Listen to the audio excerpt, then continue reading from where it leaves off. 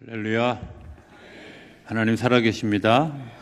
살아계시니까 하나님의 은혜와 평강과 축복이 저와 여러분들과 영상으로 예배하는 분들에게 함께하게 되기를 주의 이름으로 축복합니다. 우리 맥주감사주의를 지나면서부터 추수감사주의를 다음 주까지 소망, 또 믿음, 사랑이라는 주제를 가지고 3주씩 계속 지내왔던 것을 기억하시죠? 네. 그거였어요. 이러는 분이 두 분 계신데. 네. 오늘 믿음에 관한 이야기 정리하면서 믿음이 뭘까 하는 것들을 다시 생각하다가 오래전에 읽었던 조지 워싱턴의 전기 가운데 나오는 이야기 하나를 좀 소개하는 게 좋겠다 하는 생각이 들었습니다. 조지 워싱턴이 어렸을 때 아버지가 또 다른 장소, 그러니까 읍내 이런 곳에 이제 물건을 준비하기 위해서 마차를 타고 집을 떠나려고 할 때 조지 워싱턴이 가서 이야기합니다. 아버지, 나도 따라가면 안 될까요? 하고. 미국의 사회는 도시가 아닌 한 옆에 있는 마을, 옆에 있는 집에 가는데 차 타고 10분, 15분 가야 사람을 만날 수 있는 곳이기 때문에 아마 그런 일들이 굉장히 동경의 대상이었던 것 같습니다. 그래서 아버지를 따라 나섰고 아버지가 그 아이를 데리고 기쁨으로 이제 물건을 구입하러 갔습니다. 여러 곳을 다녀야 되는데 이제 아이가 재미도 없고 좀 거추장스러우니까 너 여기서 기다리고 있으면 아빠가 일 다 보고 데리고 갈게 하고 그 아이를 한 곳에 놔두고 열심히 물건을 구입했습니다. 그리고 물건을 구입하는데 너무 몰입해서 집으로 그냥 혼자 돌아온 거죠. 밤늦은 시간 돌아온 남편에게 당연히 부인이 물을 거 아니에요. 아들은 어디다 뒀어? 그죠? 깜짝 놀라서 다시 마차를 돌이켜 이제 워싱턴과 약속한 장소로 갔습니다.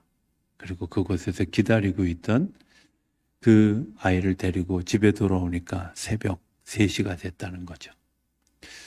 워싱턴에게 많은 사람들이, 주변에 있는 사람들이 너 배고픈데 우리 집에 와서 좀 먹어라, 좀 우리 집에 와서 쉬어라, 앉아 있어라 하는 많은 유혹들이 있었지만 단호하게 아빠가 여기서 기다리라고 했습니다. 아빠를 여기서 기다려야 만날 수 있습니다 하고 그 시간까지 기다리고 있었다 하는 이야기입니다.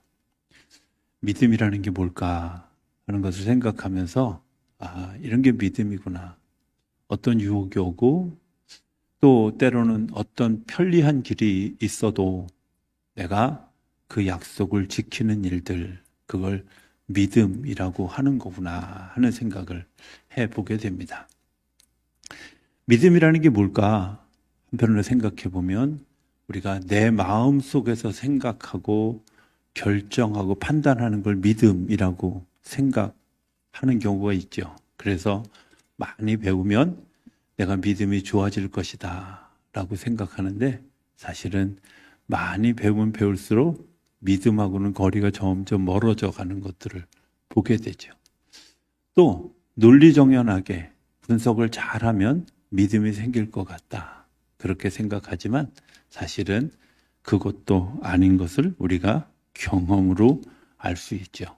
왜냐하면 믿음은 나 혼자 되는 게 아니라 서로 간의 관계이기 때문에 그렇습니다. 우리가 이제 흔히 쉽게 쓰는 그런 단어, 오늘 우리 김웅수 장로님이 기도하면서도 남북 또 동서 이런 나눔에 대한 이야기 생각해 보면 남과 북 지경을 넓히는 이야기인데 어느새 우리의 이미지 속에는 나누어진 이미지로 동서 이것도 사실은 하나의 커다란 마을을 이루는 것인데 우리의 생각이 다르고 마음이 다른 단어로 사용되어지고 있는 것을 보게 되지요. 믿음은 이 모든 것들을 하나로 연결하는, 다시 얘기하면 나와 너가 아니라 우리가 되어지는 하늘과 땅이 분리되어 있는 게 아니라 하늘과 땅이 연합되어지는 일들을 만드는 일, 그게 믿음이라는. 그래서 믿음을 가지면 가질수록, 믿음이 깊으면 깊을수록 내가 바라보는 시선과 내가 보는 꿈이 커질 수 있고, 그리고 확장되어져서 더 놀라운 일들로 나아가게 되어진다는 겁니다. 믿음을 가지기 위해서 가장 먼저 해야 될 일이 뭘까? 그건 만나는 거죠. 하나님은 우리에게 만나는 만남의 장소를 이미 광야 시대부터 만남의 장소를 성막에 두셨습니다. 그래서 그곳에서 사람들이 모이게 하고, 모인 것 때문에 하나님을 믿고 사람들을 믿을 수 있도록 그렇게 인도해 오셨던 것을 우리가 성경의 역사 속에서 보게 됩니다. 가끔은 이런 생각을 해봅니다. 우리 성도들을 만날 때, 만나면서 별로, 아마 성도님들도 그렇고 저도 그렇고 별로 좀 듣고 싶지 않은 그런 인사말이 있어요. 그 중에 대표적인 게 뭐냐면 오랜만입니다 이러는 겁니다. 그죠? 예. 얼마나 교회를 안 했으면 목사가 오랜만이야. 이게 되게 모이는데 만남 가운데 있지 않았던 것을 우리 스스로 이야기하는 거죠. 교회 성장하게 보면 이런 이야기가 있습니다. 한 주를 주일날 빠지면 불안해지고, 두 주를 빠지면 교회 안 갈 이유가 생각이 나고, 세 주를 빠지면 걱정거리가 늘어나고, 네 주를 빠지면 심정이 흔들리는 심상해지는 일들이 일어난다. 4달 빠지면요, 이미 그리스도인 아니죠. 생각은 세상 사람들과 별반 다르지 않는 그런 모습을 가지게 된다. 교회 성장학자들이 하는 이야기입니다. 교회에서 벗어나는 거죠. 생각해 보면 나올 때마다 은혜 받는 것은 아닙니다. 때로는 졸리기도 하고, 때로는 딴 생각이 들기도 하고, 때로는 오늘따라 목사님 왜 저래? 이런 이야기도 할 수 있습니다. 그러나 중요한 것은 그 모이는 모임 통해서, 또 만나는 만남을 통해서 믿음이 세워져 가게 된다는 겁니다. 때로는 보아야 될 것, 때로는 보지 말아야 될 것, 때로는 듣기 싫은 것, 때로는 듣고 싶은 것, 이런 것들이 연합해서 나와 너가 아니라 우리가 되어져 가는 것을 보게 되죠. 인간관계의 권위자는 위컴이라고 하는 박사님이 이런 이야기를 합니다. 모든 인간관계는 물건을 교환하는 것이 아니라 자기 자신을 교환하는 것임을 알아야 된다. 다시 얘기하면 인간관계, 물질 이런 것들이 아니라, 비즈니스 이런 것들이 아니라 만나면 인격과 인격이 만나는 겁니다. 내가 얼마나 가졌고 얼마나 많이 있고 이게 문제가 아니라 그 사람의 인격과 인격이 만나는 거죠. 그래서 키스페라지라고 하는 다모스 포럼의 마케팅 회사의 CEO는 이렇게 이야기합니다. 혼자서 밥 먹지 말아라. 제가 이 책을 읽으면서 되게 마음에 감동을 많이 받았어요. 특별히 감동을 받았던 건 나를 위한 책이구나. 저는 혼자 밥 먹는 게 어려워서 여행도 혼자 못 가고, 혼자 밥 먹는 게 어려워서 아내와 떨어지는 게 힘이 듭니다. 혼자 밥 먹지 말아라. 제가 굉장히 은혜 받은 책입니다. 근데 이 책에 보면 이렇게 얘기합니다. 인생의 모든 일들이 만남이 참 중요하다는 거죠. 그렇죠? 사실 생각해 보면 나 혼자 큰다? 여러분들 거짓말입니다. 혼자 크지 않습니다. 사람에게 영향을 받고 사람과 더불어서 살아가면서 성장하는 거죠. 이 사람은 이 책에서 3가지를 얘기하는데, 너희가 어떤 사람을 만나냐, 도움을 받을 사람을 만나는 게 아니라 어떻게 내가 도와줄 수 있는 사람을 만나라. 또 2번째는 그 사람도 너와 같이 인정받고 싶다고 하는 사실을 기억해라. 다시 얘기하면 그 사람을 인정하려고 하는 것을 생각하라는 겁니다. 3번째는 함께하는 지혜를 배우는 거죠. 인간관계가 인격과 인격이 만나는 데 있어서 가장 중요한 일들은 내가 함께할, 그리고 서로 배우고 서로 영향을 주는 일들을 하여야 한다고 하는 겁니다. 오늘 본문에 이렇게 얘기합니다. 날마다 마음을 같이 하여, 마음을 같이 한다는 말이 뭘까를 생각해 보게 되죠. 마음을 같이 한다는 건 아마 서로 믿기로 작정하고 서로의 마음이 통해서 서로의 생각이 다르지만 그것들 한 방향으로 이끌고 가는 것들을 마음을 같이 한다고 생각합니다. 교회의 공동체는 하나님을 바라보고 그 하나님이 우리와 하나님을 바라보려고 하는 그 마음을 같이 하는 사람들이 이곳에 모이는 거죠. 그래서 서로 믿게 되어지고 믿으려고 하고 믿음을 훈련하고 믿어지지 않는 것까지도 믿으려고 하고 그리고 그것을 위해서 그 사람의 깊은 마음들을 이해하고 알려고 하는 주님을 믿는 믿음을 가지려고 사실은 설교를 하는 거죠. 생각해 보면 늘 설교의 한계를 느낍니다. 저는 믿음을 가지라고 설교를 열심히 하는데 이게 아무리 말을 잘해도 믿지 않기로 작정한 사람들은 어렵다 이런 생각을 하게 되죠. 그런데 중요한 것은 하나님이 그 일들에 대해서 관여하셔서 우리로 하여금 알게 하고 깨닫게 하는 것. 그래서 어떤 측면에서 보면 믿음이라는 건 하나님이 우리에게 주신 선물이죠. 하나님이 우리를 믿게 하고 사람과 사람 사이에서도 믿게 하는 하나님의 선물입니다. 내가 노력해서 되어지는 것, 그것은 아마 아주 지극히 작은 숫자이고 하나님이 우리를 믿게 하는. 그래서 교회 안에서의 만남, 교회 안에서의 나눔 이런 일들이 우리로 하여금 믿음을 훈련시켜 가고 있다고 생각이 되어집니다. 두 번째 구절에 보면 성전에 모이기를 힘쓰고 왜 성전에 모여야 될까 하는 거죠.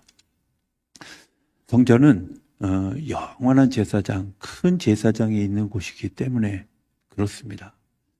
제가 신학교를 다니면서 비교 종교학 공부를 좀 하려고 이슬람의 경전, 코란도 읽고 불교의 경전도 읽고 또 성경도 더불어서 읽는 이제 그런 시간들을 아주 깊숙이 가졌던 시간들이 있습니다.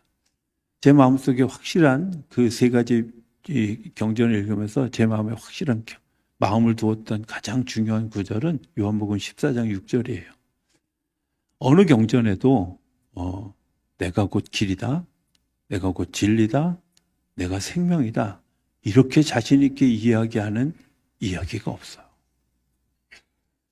저는 그 말 뒤에 뭐가 있냐면 이런 게 있어요. 내가 길이다. 내가 가는 길은 절대로 틀리지 않다. 또 내가 생명이다. 나와 더불어 살아가는 이들은 영원히 살아갈 것이다. 내가 진리다. 나는 한치도 오차가 없다. 굉장한 얘기잖아요. 그 뒤에는 내가 나를 따라오면 내가 너희의 모든 것을 보장해 주겠다는 하나님의 통큰 보증이 있다는 거예요. 저는 너무 놀랐어요. 이렇게 이야기할 수 있는, 이렇게 당당하게 모든 인류를 대상으로 얘기하면서 내가 길이야, 내가 진리야, 생명이야 이렇게 이야기하는 그 놀라움을 아주 감격으로 느꼈던 시간들이 있습니다. 그래서 많은 사람들이 예수를 따르는구나. 말씀을 받고 그 말씀 때문에 소생함을 얻고 말씀 때문에 새로운 생명을 향해서 걸어갈 수 있는 길, 그것이 교회에 있기 때문에, 예배당에 있기 때문에 우리가 모이기를 힘쓰는 거죠. 두 번째는 양심이 새로워져요. 교회 와서 기도하다 보면 내가 생각하지 못했던 죄를 지었던 것이 생각나고 그것 때문에 털어놓죠. 내가 한 주간을 살면서 내 마음속에 막 끼었던 때들을 씻어내고 새로운 양심으로 바뀌어져서 또 한 주간을 시작하게 하는 일들이 교회에서 이루어져 갑니다. 이런 생각을 해봤습니다. 너무 좋은 차가 있습니다. 그런데 그 좋은 차가 꼭 들러야 되는 데가 있죠. 어디죠? 주유소죠. 기름 없이 흘러가겠어요? 우리의 선한 양심을 위해서 꼭 들러야 되는 영적 주유소가 저는 교회라고 생각합니다.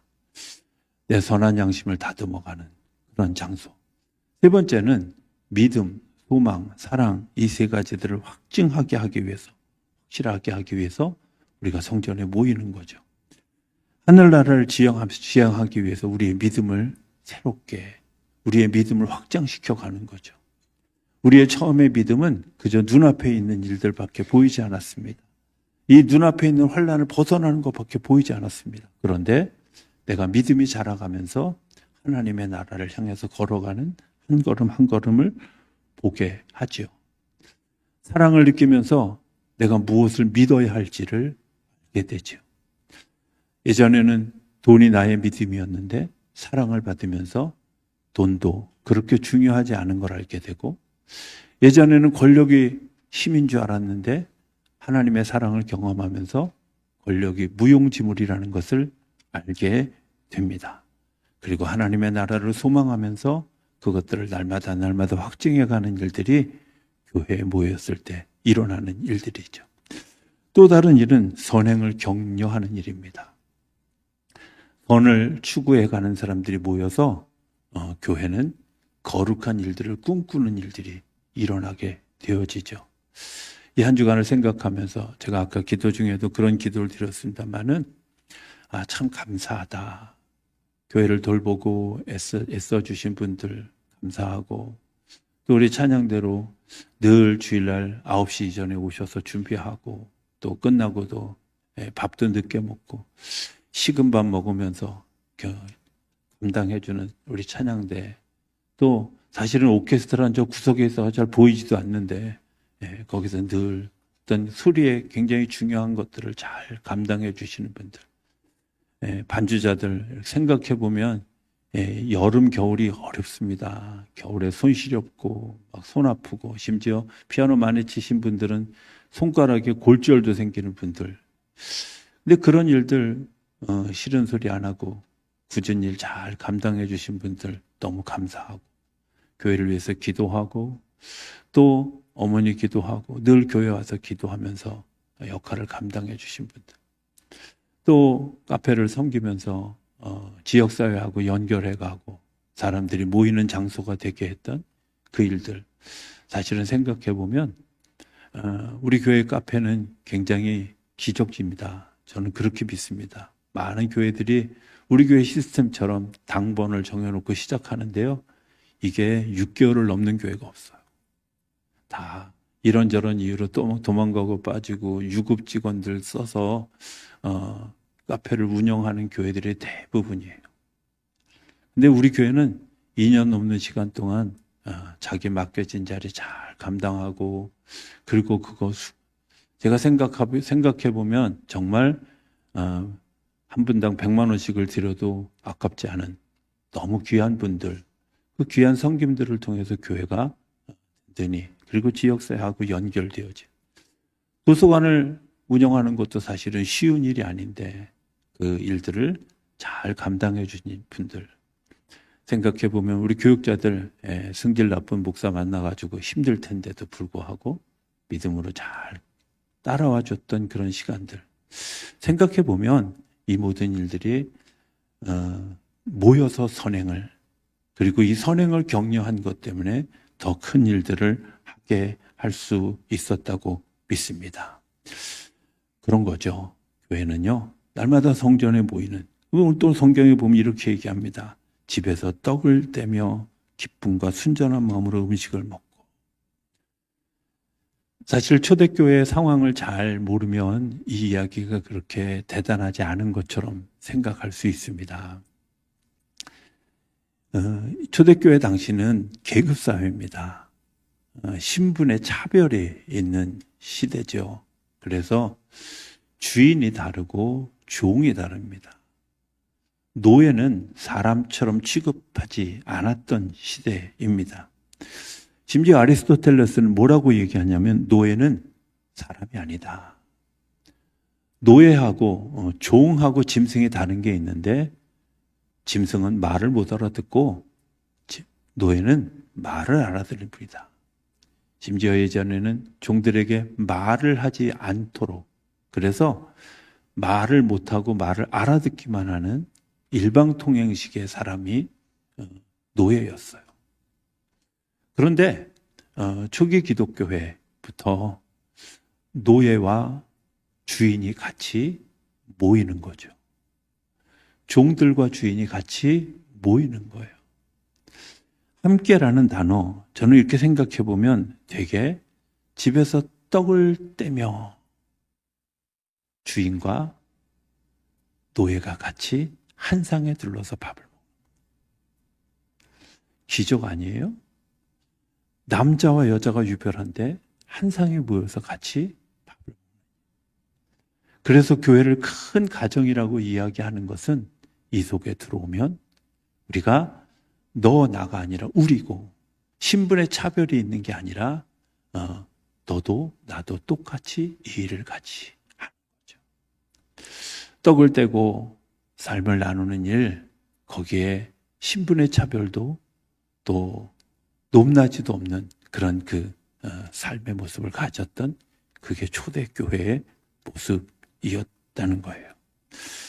심지어 로마의 황실의 문서에는 뭐라고까지 얘기하냐면 이런 모습을 보고 비독교인들은 부도덕하다. 노예와 주인이 함께 먹더라. 이렇게까지 이야기하며 탄압을 했던 시간들이 있었죠. 놀라운 기적들이 초대교회에 일어나게 되었습니다. 저는 이런 생각을 해봅니다. 21세기에 정말 피하고 싶은 그런 세 가지, 인류를 위협하는 세 가지 질병이 있다고 그러죠. 우울증, 자폐증, 치매, 이런 것들입니다. 가끔 어르신들의 기도 속에 이런 기도 있는 거 봤어요. 치매 걸리지 않게 해주세요. 이렇게 기도하는 분들. 왜? 치매 걸리면요, 이게